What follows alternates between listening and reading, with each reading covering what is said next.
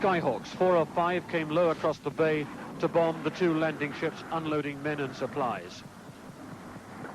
Although missiles were fired, proper air defences hadn't yet been installed. One of the ships, Sir Galahad, burst into flames immediately.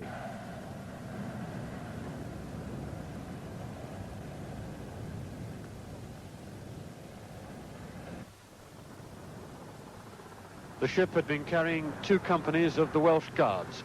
Although she'd been anchored for several hours, they were still aboard. The helicopters, which had been moving equipment forward, now flocked to help rescue survivors.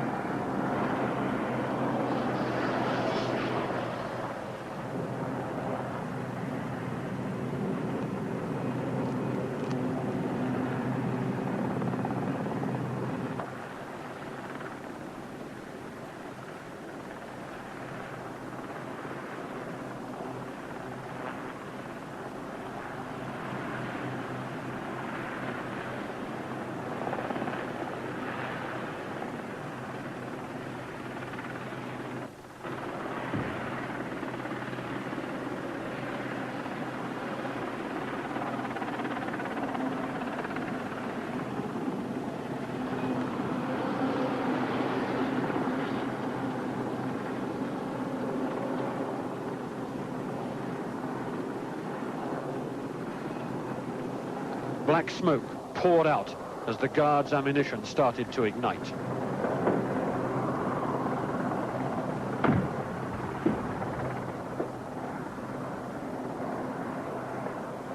The helicopters disappeared into the black cloud, trying to pull men from the waters.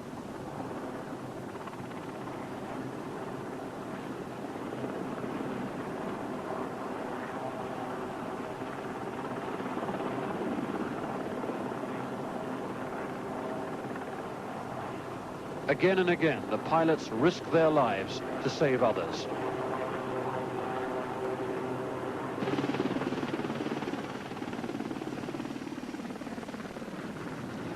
On the cliff tops, medical staff waited for the helicopters to bring the casualties to them. In the middle of the airlift, another air raid was called, but the orderlies kept working, ignoring the crates of ammunition stacked in the grass around about. Many of the injuries were burns. So sudden was the attack, there had not been time for the crew to put on their anti-flash masks.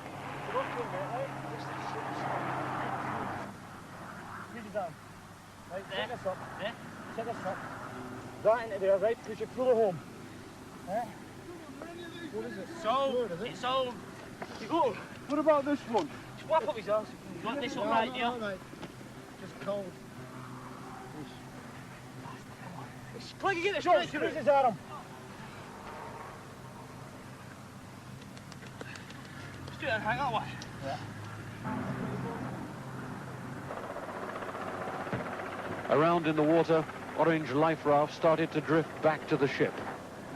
The helicopters used their rotors to fan the light rubber boats back out of harm's way towards the shore.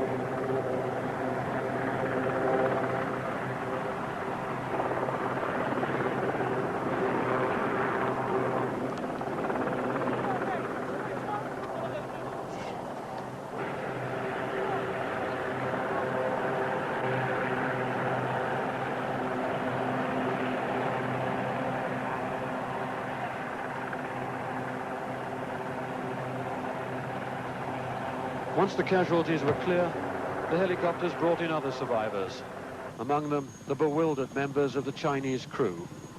Like many of the fleet auxiliaries, Sir Galahad recruited from Hong Kong.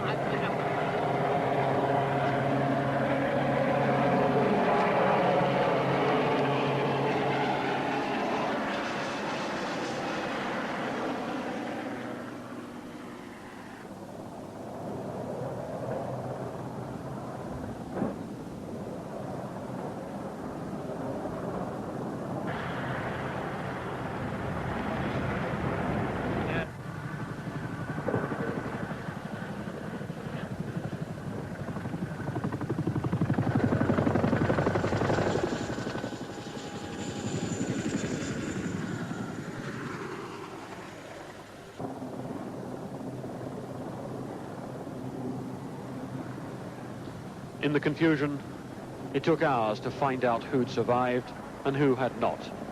The priority was to save the living, not count the dead.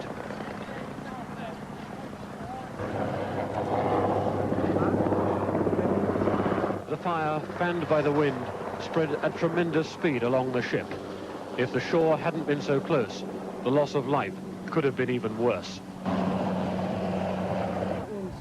That one was hit twice over there in the back. Throughout the whole rescue, there was the constant crackle of ammunition and the sound of bigger explosions aboard Sir Galahad.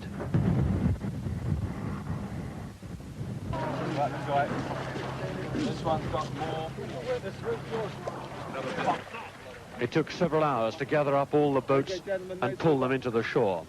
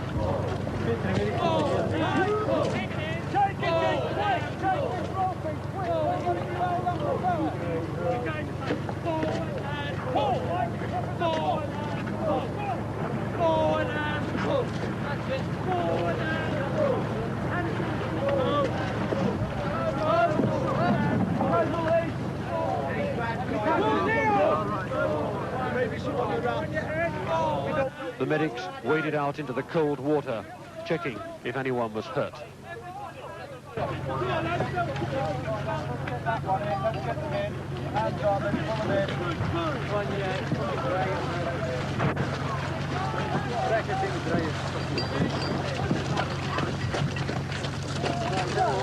Bring him in.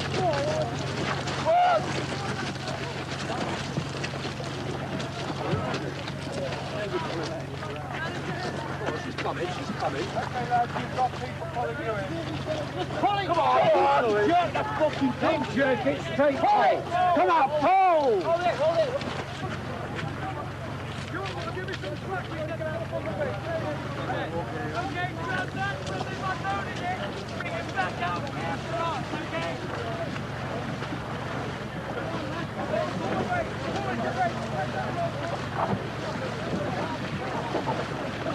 Next time I want to paddle, I'm going to Blackpool. Right on the track, lads. Right on the track. Okay, well done. Woody! Over there, Woody. Right on that track there, lads. Okay, when they've got the back, can you send it back out for us? Well done, thanks. Grab him off the line! Don't worry, you're on the camera.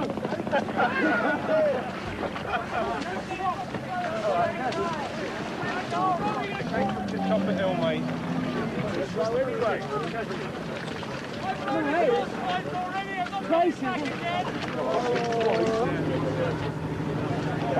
We need 2 stretchers urgently. Okay, cut it! You want to cut it? Get it! Right, got it. Pull it. There's Joe.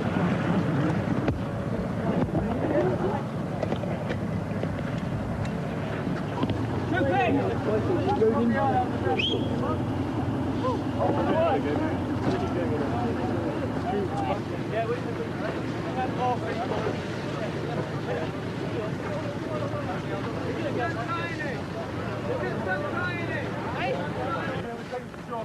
Just sit on a flat ground, Jeff.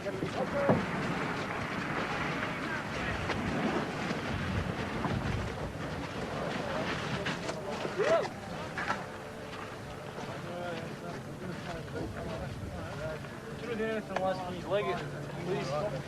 Yeah.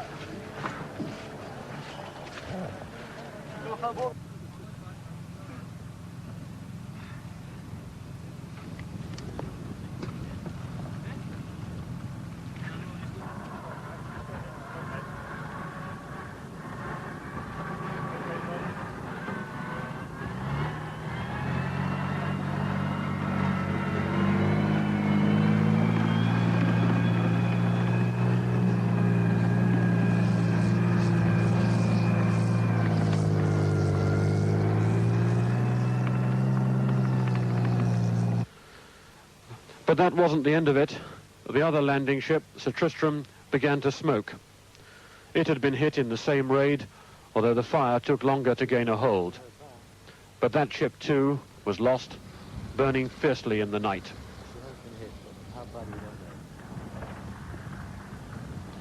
In a week of raids at San Carlos, not a single store ship or troop ship had been sunk.